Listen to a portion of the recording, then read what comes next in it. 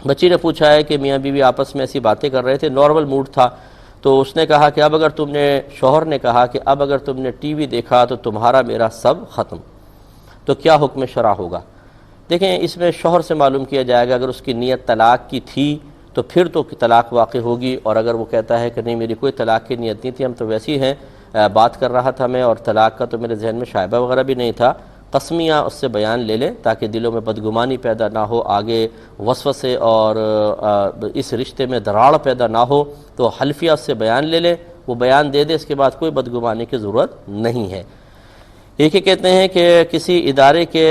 کوئی ہیڈ ہیں، ان کے کافی ماتحت ہیں، ان میں مسلمان بھی ہیں اور غیر مسلم بھی ہیں، تو جب غیر مسلمین کے کوئی تہوار وغیرہ آتے ہیں، ان کی تقریبات آتی ہیں، تو جو ساتھ کام کرنے والے مسلمان ہیں اور ہیڈ ہیں، کیا وہ ان کو مبارکباد دے سکتے ہیں کہ نہیں؟ اگر نہ دیں تو پھر آپس میں ایک انتشار کسی فضا پیدا ہونے کا گمان ہوتا ہے، اور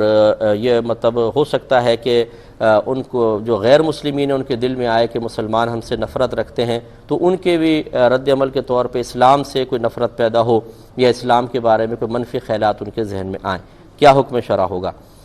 دیکھیں، مسئلہ یہ ہے کہ اگر آپ باہر کے ملکوں میں چلے جائیں تو آج کل جو پورے دنیا میں اسلام یا مسلمانوں کے متعلق جو ایک غلط فہمی پیدا ہو چکی ہے،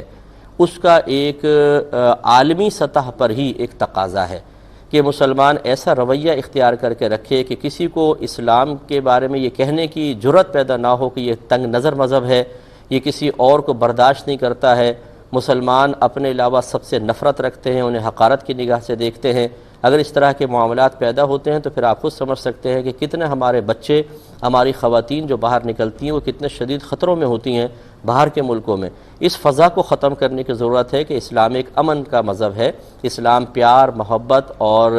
اتحاد و اتفاق سکھاتا ہے۔ ہمارا اسلام یہ نہیں کہتا کہ آپ کسی کو اس کے مذہب کی وجہ سے حقیر سمجھ کر منفی رویہ اس کے ساتھ اختیار کریں۔ تو اس کے کچھ معیار بنے ہوتے ہیں، وہ یہی ہوتے ہیں کہ اگر آپ مبارکباد نہیں دیں گے، اس کا مطلب ہے آپ میں تنگ نظری ہے، آپ اگر کسی تقریب میں بعض اوقات شرکت نہیں کرتے تو ایسا مسئلہ ہوتا ہے۔ لیکن یہ ضرور ہے کہ اگر کوئی مذہبی تہوار ہوتے ہیں جن میں ہمارے مذہب اسلام کے بالکل خلاف تعلیمات، مثلا کفر یا شرک پر مشتمل وہ چیزیں ہیں، تو اس میں کوئی شریک نہیں ہو سکتا، اس کو دل سے پسند نہیں کر سکتا، کیونکہ وہ مطلب ہمارا مذہب اس بات کا تقاضا کرتا ہے کہ وہ عقائد ٹھیک نہیں ہوتے، تو اس لیے اس پہ اظہار خوشی کرنا، مبارکباد دینا مناسب نہیں۔ ہاں، ویسے تقریبات میں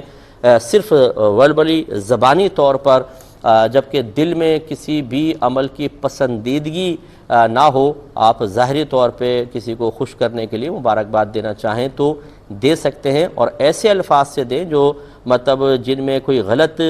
مفہوم، غلط عقیدے کا تصور پیدا نہ ہو، اس سے اس طرح کی مبارکباد دینے میں کوئی حرج نہیں ہے۔ اور ظاہری برتاؤ ہر ایک کے ساتھ اچھا رکھنا اس وقت کی بھی ضرورت ہے، اور ہمارا مذہب اسلام بھی اس سے منع نہیں کرتا ہے۔